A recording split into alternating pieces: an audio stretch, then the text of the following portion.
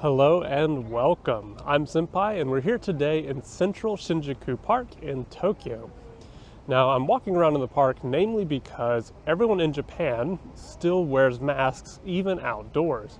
So I wanted to be in a location where I can be away from people and take off my mask so I can record the audio for this.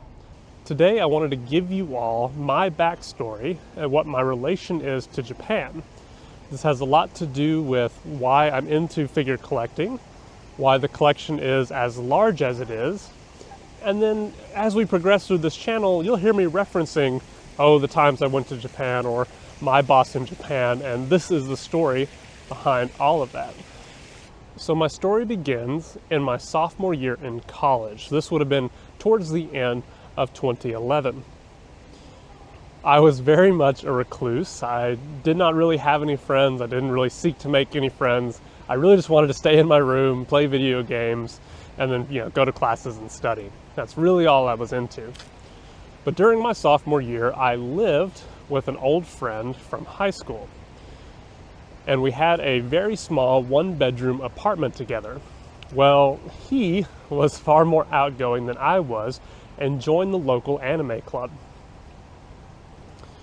It's from there that we end up meeting some very special characters that become a big part of my story. And for the sake of their privacy, I'm going to go ahead and change their names a little bit. Well, it's through this anime club that my roommate met this guy named Dan. And Dan was not in a very good situation when we first met him. He was not very well off, and he was basically giving up everything he had just to come to college. And so throughout the week, he would sleep in his car and then drive home on the weekend so he could minimize his total driving time. Our place was extremely small, but we had a spare couch and we had room, and Dan was a really cool guy, so we just said, hey, you're welcome to crash at our place. So Dan joined us and lived with us for the rest of that academic year, and eventually two of his best friends came along with him. One was named Chris and the other Holly. This is important because it's through these individuals that I met my current boss, Sam.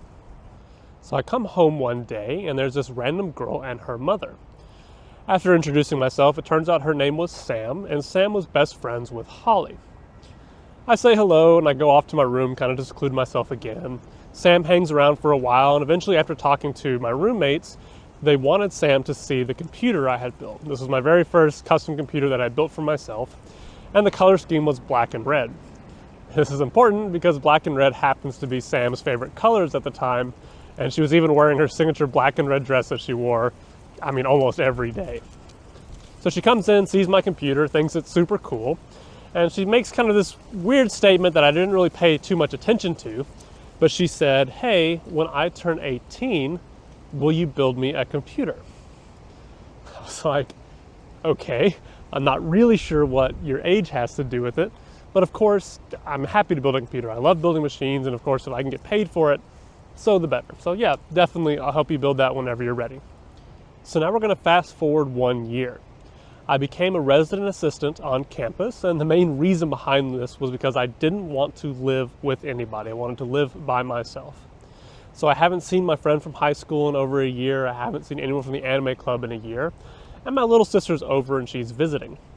We were super bored, so I decided that, why don't we just go to Walmart, kill some time, hang out. So we go there, and this Walmart has a McDonald's in it. And lo and behold, when we go in there, who do I see standing there, dressed in drag as Hatsune Miku? I see Chris. And so I go say hi to Chris. It's the first time, again, I've seen him in a year, and so we start catching up. And both Holly and Sam happen to be with him. It's at this point that Sam recognizes me. She goes, oh, you're that guy with the really cool computer. I'm ready to build one now. I was like, okay, well, when would you like to start? She's like, well, I'm ready now. I was like, oh, okay, that sounds great. What's your budget? He goes, I don't know, $5,000 to $6,000. I was like, wait, what? And this was back in 2012. So this was quite a bit of money, and this was by far the most expensive, most elaborate computer I had ever built. So I was super excited. We get to talking and we decide that we're gonna meet up the next day. When building a computer, the first thing you need to do is ask, of course, what it's going to be used for so you can tailor the build for that purpose. So I asked her, well, what are you building this computer for? She said, video editing. I was like, well, that's a coincidence because I'm going to school for video production. So quick little backstory. I actually got 2 degrees. I got my bachelor's in electronic media production and psychology with a minor in entrepreneurship. I did this in 3.5 years. So I did graduate a semester early because I took 18 hours a semester and took 1 summer semester. And this was a public college, so this is not as impressive as it sounds. So while we're sitting around picking out parts, I've got my video reel basically just playing in the background. You know, she's kind of chilling, she's on her phone doing whatever she's doing, kind of glancing at some of my video reel, and we're picking out parts. We order everything, and I'm just waiting for them to arrive at this point. And during this time, she flies off to Japan. We stay in touch while she's in Japan, because I'm building this machine for her and I need to get paid for it and plus deliver it to her when she gets back. And during this time, she messages me and says, hey, I've just started this dance group. I'm going to pick up a camera, I'm going to film them. Could you teach me how to edit? And I'm like, well, yeah, of course. I'm happy to help you with anything that you need. I could definitely teach you how to edit. Quick aside, this is October 2012, so this is my last semester in college, and I essentially only had 1 semester as a senior. And I had no job prospects whatsoever. I had no internships, nothing like that. My plan was basically to move back home and then go job hunting. So anything work-wise that I could have coming my way, of course, I'm going to seek those opportunities. Eventually, during her trip, she messages me, and it changes from, will you teach me how to edit, to, well, can you just edit this for me? And of course, yes, I'm happy to edit for you. I decided to go ahead and send her an email that basically just said, hey, just so you're aware, I am graduating, I'm looking for a job. If there's anything I can do to help you out in your future prospects, feel free to reach out to me. I didn't get any response back to that email, but when she returns from Japan, she brings me the footage. And so what she's done is she's basically bought a camera, she's formed this dance group of 5 people to basically build this one group to tour and hopefully come to America. Her goal is she wants to be able to bring these people to anime conventions, so she wants to build a showcase of their work and then wants to be able to share that with conventions to get them, of course, to book them, hire them, and to bring them to America. So we start looking at the footage, and she asked me, is this good enough to show off to conventions? And well, the honest answer is no. It looks very amateurish. It looks like someone just bought a camera like she did, set it down and started filming. And so I was honest with her. I told her, I said, look, unfortunately, this isn't good enough. They're going to make up their mind within the first 3 seconds of watching that video if they even want to continue. And this is not something that you want to present to them if you're trying to grab their attention so that way you can sell these to those clients. So she turns to me and says, well, when can you come to Japan? I was like, wait, what? What'd you say? Well, yeah, when can you come to Japan to help me film them? So, okay, well, I look at my calendar, and this is in October 2012, and so we're actually nearing our fall break. So within 2 weeks, there's going to be a period of time where they're going to give us, I think, Thursday and Friday off. So if I just missed Monday, Wednesday, and Friday of classes, I'd be able to potentially take off a whole week and devote to going to Japan. So then it was at that moment, these next 3 weeks really changed my life. The next 2 weeks after we mentioned that we would go to Japan, I had developed a contract where I would work for her for 1 year as a contractor. I'd sign on to work for her. She could kind of use me as she pleases, will produce whatever she wants to do, and I'll just kind of be on a retainer for a year. And that's what happened. She agreed to the contract, we signed it.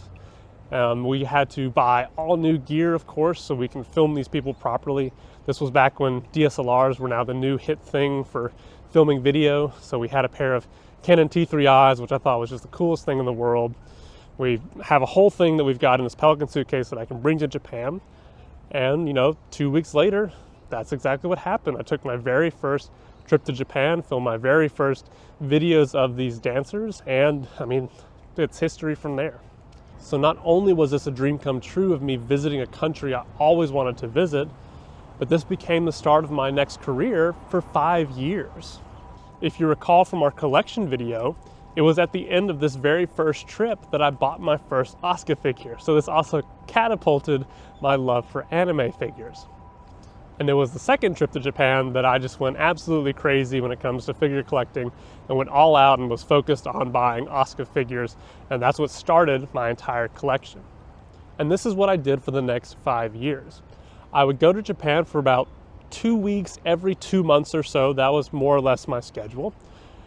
Over the course of these 5 years, I ended up taking over 21 trips to Japan. Most all my trips being at least 2 weeks in length, and I even had one that was for over a month. So over the course of these 5 years, I ended up spending almost a year total in Japan. So 20% of my life was devoted to being in Japan. The dance group itself lasted for about 1 to 2 years. They kind of broke up. They're essentially just a band, and they had their own kind of differences and fell apart. But I stayed on working for her as really just an assistant. If there's anything she needed, I was the guy that she could say, hey, I want to get this done, and I'd figure out how to get it done. An example of this would be like moving to a new apartment, moving to a house in Japan. Eventually, we're going to start a business together so we can get her a permanent visa in Japan. It's things like that that she would hire me for. And this is why my collection grew to the size that it was. Every time I'd go to Japan, I spent like almost all my spare time going to Akiba, going to Nakano Broadway, exploring Ikebukuro, doing all these things to just search for rare figures that I was missing out on, or to try to get them at their best secondhand prices so I can just add more to my collection. And that's where my love of figures stemmed from. And it's where,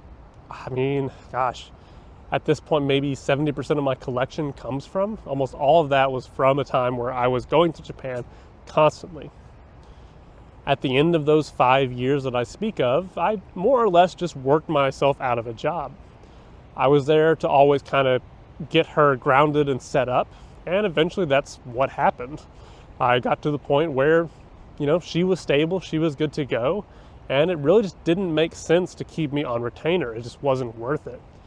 So in October 2017, almost 5 years to the day we signed our first contract, we decided to break it off. Now this was amicable. I knew this was coming. We were definitely getting to the point where it just wasn't worth keeping me on. It didn't make any sense. Our lease was going to be up in January, so this was a good time to kind of move and part ways.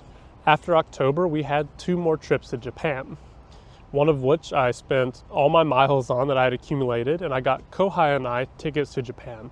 This was at the start of our relationship, and I was able to bring her to, her dream place. She'd always dreamed about going to Japan, and it became a cornerstone of our relationship. My last trip to Japan was in January 2018 when our lease was up, so it was spent working to pack up everything and move out of the house that we were renting. And so that was a very somber trip because that concluded a very big part of my life. And since then, 5 years later, now it's February 2013, I hadn't gone to Japan. This was the first time I've ever been back in 5 years. And I'll be honest, it was super rough. I think about it for a second. There is a part of your life where for 5 years you spend 20% of it going to this location, and then all of a sudden, it's not a part of your life anymore. One of the nice things about this job was that I always had a place in Japan. Every apartment we went to, every house we had, she gave me a room. So I had my very own setup, I had my very own set of furniture, everything, you name it. When I would fly to Japan, I would just bring my bare necessities like jeans and shirts and maybe a coat if it was cold. And that was it. I had everything else already there, socks, underwear, all my computers, everything, you name it. I had my own setup in Japan. I would just fly over, come to Japan, and just like a flip of a switch, I would have a completely different lifestyle. And it's hard to describe how refreshing having that escape was. I was able to, after 6 to 8 weeks of doing kind of mundane things in America, escape to Japan, and then for 2 weeks, my lifestyle completely changed. I was suddenly, as soon as I got there, I was used to traveling everywhere by train, going to the convenience store for food. I just loved being in Japan. It felt like home, and it still is home to me. We were always in Tokyo, so I spent all my time in Tokyo. I did very little sightseeing, and I don't regret that whatsoever because there's nothing I really felt like I missed out on. When I came to Japan, what I wanted more than anything was just the life of living in Japan, just being a citizen, right? Just being that person who had their own life, doing their own things, but now it's just all changed. And suddenly I'm in Japan and I'm not in America. I've got my own new routines and things, and it was just unreal. Even just, spending a day being lazy and gaming in Japan, not really even going out, it just meant everything to me. So losing that after 5 years, it was really rough. It was, constantly just dreaming about a way to get back to Japan. And Kohai and I, we can't really afford it. Kohai and I are not in a current position to be able to save up and go to Japan. If we wanted to, we'd have to give up figure collecting. And figure collecting is something that, of course, grew into an actual passion, but it's also what keeps me closest to Japan, right? I get to come home and I have just display cases upon display cases of things that I acquired while I was in Japan, a passion that I acquired while I was in Japan, and of course importing things from Japan. And it's the closest thing I have at home to being in Japan again. It keeps that really close to me. And I think that's a big reason why I still gravitate to collecting figures, why I still put in so much money in collecting figures. It's that part of my life that I still want to hold on to, right? And it's still a big part of who I am and what shaped how I am at this moment in time. And it just doesn't make sense to give up collecting figures to come to Japan, because now one of the big driving forces to coming to Japan is to get figures that we missed out on, things that are hard to find, right? That we can't import or struggle to import or too cost prohibitive to import. And now we're even getting into things like Dojin, especially Kohai at this point, and it's hard to get some of our favorite artists in Japan, right? They have shows, they have merchandise that only comes to Comiket or in their own little showcases that they do across Tokyo.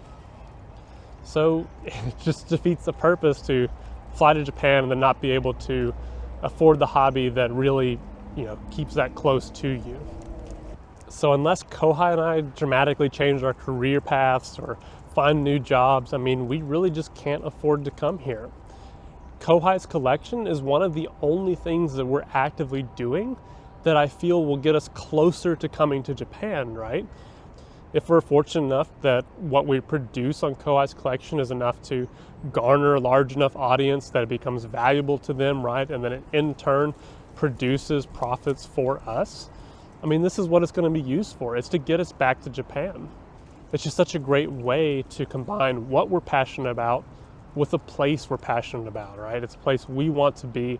It's a dream to own a place in Japan, to visit at least twice a year, to go to the Winter WonderFest and go to the Summer WonderFest, so we can present to you all things that not only are we interested in, but hopefully things that our audience is seeking and wants to see as well. If we're unable to film at WonderFest, it's honestly going to be really disappointing. Being able to do press coverage of WonderFest is part of our blueprint and roadmap to getting back to Japan, right?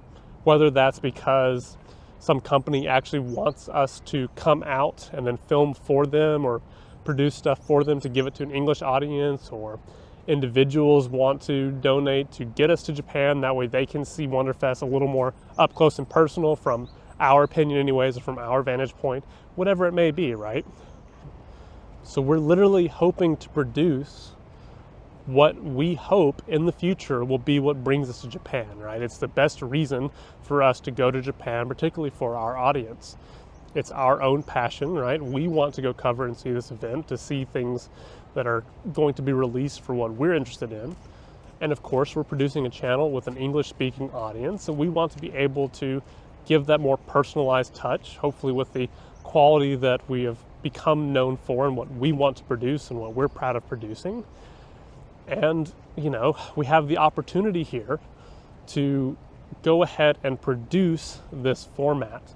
Whereas the other way around, our only plan was, well, hopefully after putting in some effort into Kohai's collection, we can slowly produce revenue, whether that's from sponsors coming in or even Google ad revenue, and eventually save up to go to Japan, and we'll go to WonderFest. Or, whether that's we start, asking or trying to fundraise to go to WonderFest, we have an opportunity to go ahead and capture that format that we want to be able to give to you all. And that's just so exciting. So it's going to be really, really disappointing and heartbreaking if we can't film that. But if we can't produce it, I'm not saying we're not going to enjoy WonderFest. WonderFest is what we dream of doing. We're just going to have to figure out a way to share that with you all. And that's easily our favorite part of Kohai's collection and what it's done for us, right? We have this passion and we're able to share it with people who also have that passion. In our collection video, I mentioned that, you all are our friends, and that's not an incorrect statement. I truly believe that. We don't have close friends who are interested in this stuff, right? We only have met people online that are interested in this stuff. And like I said in that video, this is the first time we've joined a social group to share that and have a platform to share that. And it's just extremely exciting that we're building something and building content to share with you all, our friends. And that's what makes it all worth it. But anyways, I'm getting off on a tangent here. I hope that telling you this backstory gives you some insight into, of course, my past, my relation with Japan, and when I talk in future blogs about my boss or the time I went to Japan, you all now have context for that. And it also helps show why this trip to Japan is just so important to us, right? This is the first time in 5 years we've been able to go to a place that we could only dream about affording, right? Right now, we're just attempting to get to Japan. We didn't think we'd actually be here yet again anytime soon, and much less being able to go to our dream event at the same time. It's just phenomenal. My boss has forever changed my life, right? Not only did I have some of the best 5 years I've had in terms of a job and fulfilling the dream of coming here, it's changed my outlook on how I want to proceed in life, right? I want to get back here. I want to do things that keep Japan close. I've got a hobby that keeps Japan close. We've got a YouTube channel to present that content to you all and other people that also want to be close to Japan. And it's just, it's just fascinating how everything unfolds. But anyways, kind of getting off on a tangent here. Back to, my past and that job and what it's all meant to me. I don't think my boss can understand, and I've told her this as much as I can, right? It's hard to convey, though, in person, and sometimes it's even hard to convey in text, but those 5 years, they changed my life. Those were some of the best 5 years I've ever had. I got to go to a dream location that I just didn't foresee going to, especially as frequently as I had. I didn't expect for this place to mean as much as it does to me now. I didn't expect to pick up a hobby such as figure collecting from this that's keeping Japan close to me. It's just incredible. And to think that, the first time we met, I just basically said hello and then walked away. That's wild. About 3 years into this job, I actually stumbled upon something very interesting. I mentioned that when we first started communicating, when I was building that computer for her and when she went to Japan, that I sent her an email saying that, I would like to work for you if you had, anything coming up and help you with future projects. Well, she actually had typed out an email to me, but she never sent it. And funny enough, I got to actually read that email one day. And it just meant the world to me that actually in that moment in time, she was considering working with me and that she wanted to work with me. So whenever she just said, well, when can you come to Japan? That blindsided me so much because I didn't have that moment of clarity prior to that where she responded back to the emails where we started that working relationship. But there's also some great life lessons that I've learned along the way from this journey. I never told you all how this girl can afford what she does. Turns out she's half Native American, which you would never know by looking at her because she's the palest white girl you've ever seen. And when she turned 18, she inherited into her trust fund, essentially. So not only did she get a lump sum of money when she turned 18, well, she gets part of this trust for the rest of her life. And it's quite a bit of money. So this was, you just never know who you're going to meet. And, even when I first met her, when I was very reclusive, at least I wasn't, an asshole to her, right? I didn't just blow her off or anything like that. I at least said hello and was polite to her and then kind of went on. It turns out while reading that email that Chris, Dan's best friend who ended up living with us, was the one that vouched for me. Turns out that Sam had been talking to him about wanting a business partner and someone to help her in these endeavors. And Chris said, Senpai is the most business-oriented person I know, and you can trust him. And that was enough for her to offer me the position that we had. So you just never know who you're going to meet, right? It's just not worth being rude to people, right? It's worth extending your hand to help people when you can, because you just never know where that's going to lead, right? That was almost 12 years ago that set the foundation for something that became such a crucial part of my life and who I am now. It's just crazy to think how connected the world is and how small it can truly be sometimes. If I hadn't simply invited Dan to live with us, and when I say me, I mean also my roommate, right? We together wanted to help this guy out. If we didn't bring him into our life like that, if my roommate hadn't brought him to me and then we had invited him in, I wouldn't have had the catalyst for any of this. Who knows what job I could have gotten out of college? I guarantee you it wouldn't be anywhere near as cool as the job that I had that brought me to Japan. I wouldn't have met, the dance group that we had. I wouldn't have met, I don't know, it's just wild. Even producing the content we have right now, I wouldn't be bringing this to you. And I wouldn't even be bringing this content to you if I hadn't met Kohai. I had a passion for figures. I had a passion for video production, and even did video production as a job. And I just never put two and two together. I never, for some reason, thought about merging my passion for figures with producing content. It wasn't until Kohai just mentioned to me, offhand that her dream would be to create review videos.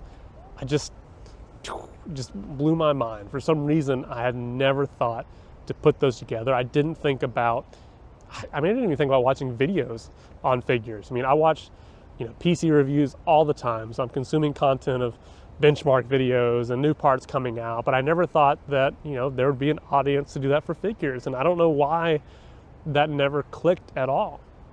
And so when Kohai mentioned that to me, it blindsided me. I had just never thought of doing something like that. And even after Kohai mentioned that to me, it took us, almost 2 years to get to the point where we finally produced our first video. If you actually look at our YouTube channel right now, you can see when we started Kohai's collection, like when we joined YouTube, versus when our very first post was. And the big reason for the delay is that we were caught in the middle of a move. We actually filmed a video prior to the Rim Crystal dress video. But we filmed it on a handy cam that I had at the time. We filmed it in my old house that we had at the time. And so when we moved, we just didn't want to start the channel out with a video that kind of just stood by itself, right? We want to be able to brand everything we do. And so we didn't want to change the whole background on you all.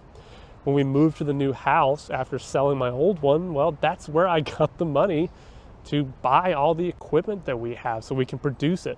So not only was our first video of a much higher quality, we even had space to create a dedicated studio, which we didn't have at the last house. Everything it's just interesting how everything comes together. I know I'm getting distracted. I get kind of touchy-feelsy and kind of off on tangents like that, but I hope that watching this video did mean something. I am glad that I got to share this to you all.